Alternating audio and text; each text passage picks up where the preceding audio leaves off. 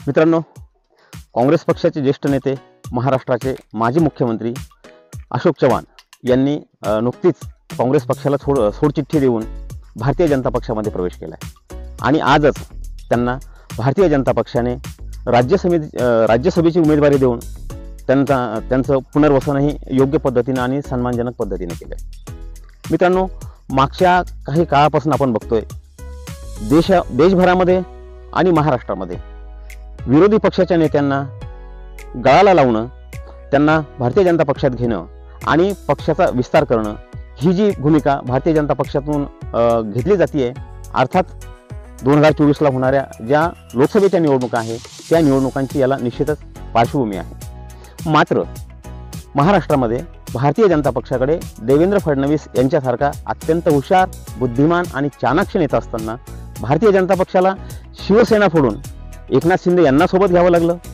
त्यानंतर जे काही सर्वे आले त्या सर्वेमध्ये भारतीय जनता पक्ष लोकसभेच्या महाराष्ट्रातल्या 40-42 जागांपर्यंत पोहोचत नाहीये असं जेव्हा त्यांच्या लक्षात आलं तेव्हा त्यांनी हा प्रवास अजितदादांपर्यंत केला। आता हे गणित कुठेतरी थांबेल असं वाटत होतं, मात्र मागच्याच आठवड्यात टाइम्स नाऊ आणि सी वोटर यांचा जो सर्वे आला त्या सर्वेमध्ये महायुतीला 22 जागा तर महाविकास आघाडीला 26 जागा आणि पुन्हा एकदा भारतीय जनता पक्षानं आपला जो इतर पक्षातले नेते गळाला लावण्याचा कार्यक्रम आहे तो सुरू केला आणि त्या जाळ्यामध्ये अशोक चव्हाण सापडले, ते फिट्ट बसले आणि या पार्श्वभूमीवर अशोक चव्हाण यांनी भारतीय जनता पक्षामध्ये प्रवेश केला। नमस्कार मित्रहो, मी ज्ञानेश्वर वाकचौरे, मनातलं बोलू काही या यूट्यूब चॅनलवर पुन्हा एकदा आपल्या सर्व रसिक श्रोत्यांचं मनापासून स्वागत करतो। मित्रांनो, भारतीय जनता पक्षामध्ये अशोक चव्हाण यांनी प्रवेश केलाय। आता पुढे काय? खरं तर महाराष्ट्रातले राष्ट्रवादी काँग्रेस असेल किंवा शिवसेना असेल या पक्षातले मातब्बर नेते हे संपूर्ण पक्षच अस्तव्यस्त केल्यानंतरही भारतीय जनता पक्षाला अशोक चव्हाणांना आपल्या पक्षामध्ये घ्यावं असं का वाटलं? तशी अशोक चव्हाणांची महाराष्ट्रामध्ये ताकद काय? खरं तर अशोक चव्हाण हे कधीही महाराष्ट्राचे नेते म्हणून महाराष्ट्रामध्ये ओळखले जात नाही। पक्षात त्यांची सिनियरिटी निश्चित आहे। स्वर्गीय शंकरराव चव्हाण यांचे पुत्र म्हणून आणि महाराष्ट्राचे 2 वेळेस मुख्यमंत्री म्हणून त्यांची निश्चित कारकीर्द महाराष्ट्रामध्ये गाजलेली आहे।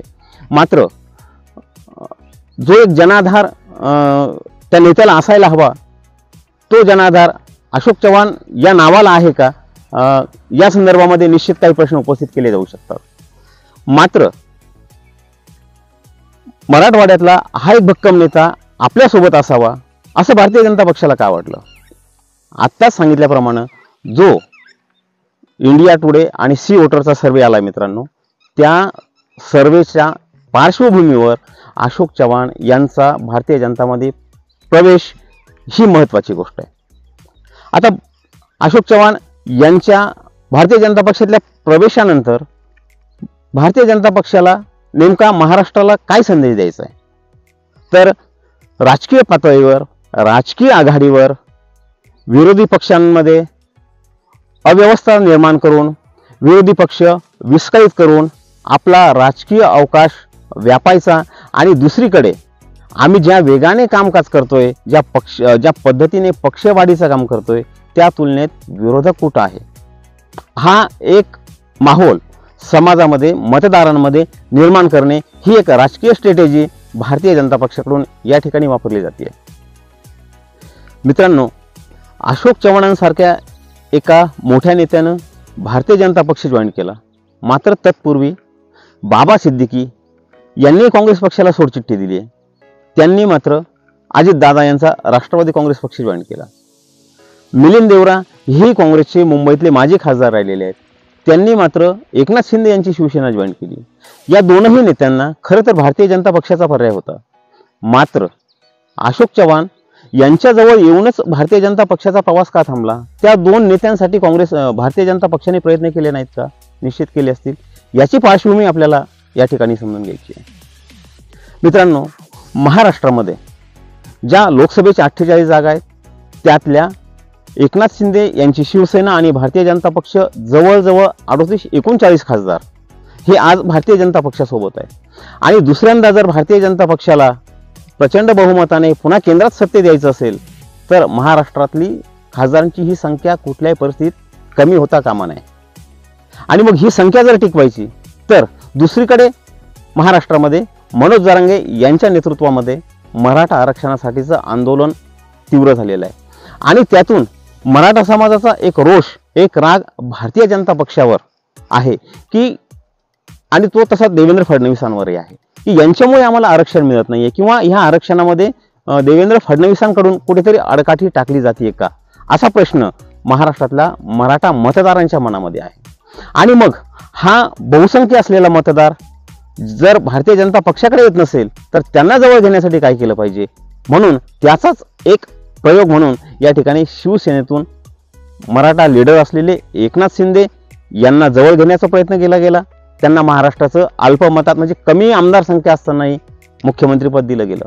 दुसरे महाराष्ट्रातले मराठा समाजाचा प्रचंड जनाधार असलेले नेते अजितदादा पवार यांना सोबत घेतलं, त्यांनाही उपमुख्यमंत्रीपद दिलं. मात्र या दोघांना सोबत घेतल्यानंतर लीडर नेते सोबत घेतले, मात्र अजूनही महाराष्ट्रातल्या सर्वेमध्ये महाराष्ट्रातला मराठा मतदार भारतीय जनता पक्षाच्या सोबत येताना दिसत नाहीये.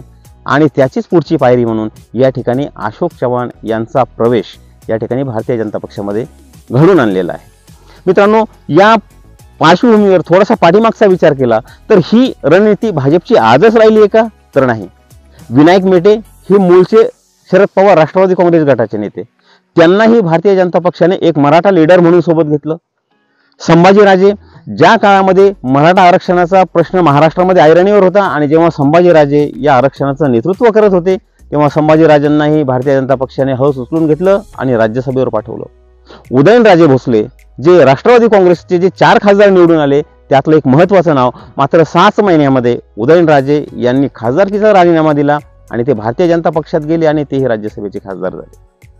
हा मराठा समाजाच्या शीर्ष नेतृत्व भारतीय जनता पक्षाकडून उचलून आपल्या पक्षामध्ये आणलं जात आहे. आणि या आधारे या महाराष्ट्रातला मराठा मतदार आपल्याकडे डायव्हर्ट होईल, हा एक त्यांचा जो अंदाज आहे, जो तर्क आहे, त्याला कुठेतरी सुरुंग लागताना दिसतोय. नेते येत आहेत, मात्र मतदार भारतीय जनता पक्षाच्या जवळ येताना दिसत नाही. आणि मग आता या पुढच्या काळामध्ये या तीनही नेत्यांना जवळ घेतल्यानंतर भारतीय जनता पक्ष आपल्या निश्चित खासदार संख्येपर्यंत पोहोचू शकेल काय? जर तो पोहोचणार नसेल तर एकनाथ शिंदे, अजितदादा पवार आणि आता अशोक चव्हाण यापर्यंत हा प्रवास थांबेल का? जर ती संख्या तिथपर्यंत पोहोचत नसेल तर यापुढे अजून काँग्रेस असेल, उद्धव ठाकरे यांच्या सोबतचे असलेले काही नेते असतील किंवा अजितदादा शरद पवार यांच्यासोबत असणारे काही नेते असतील, यांचंही पुढच्या लोकसभेच्या निवडणुकापर्यंत पक्षांतर होऊ शकतं का? निश्चित शक्यता आहे, हे पक्षांतर होऊ शकतं. आणि हे सगळं पक्षांतर यामध्ये तत्व, विकास, गती, प्रगती, शेती, शेतकऱ्यांचे प्रश्न, बेरोजगारी, महागाई या कुठल्याही प्रश्नाला प्रायोरिटी न देता एकूण महाराष्ट्रामध्ये जो राजकीय गोंधळ घातला गेला आहे तो याचसाठी आहे की लोकांचे रोजचे जगण्याचे जे प्रश्न आहे ते प्रश्नाच्या संदर्भामध्ये आवाज उचलला जाऊ नये, ते प्रश्न डायव्हर्ट करून राजकीय गोंधळ घालायचा आणि आपलं राजकीय इच्छित, आपला राजकीय हेतू साध्य करायचा, या अनुषंगानं भारतीय जनता पक्षाकडून रणनीती आखली जाते. मात्र भारतीय जनता पक्षाला जनतेमध्ये, मतदारांमध्ये अजूनही जो रिस्पॉन्स पाहिजे तो मिळताना दिसत नाहीये. अशोक चव्हाणानंतर काँग्रेसची आणखी काय पडझड होऊ शकते का? निश्चित होऊ शकते. ती कशी असेल हे आपल्याला पुढच्या काही काळामध्ये नक्की जाणून घेता येईल.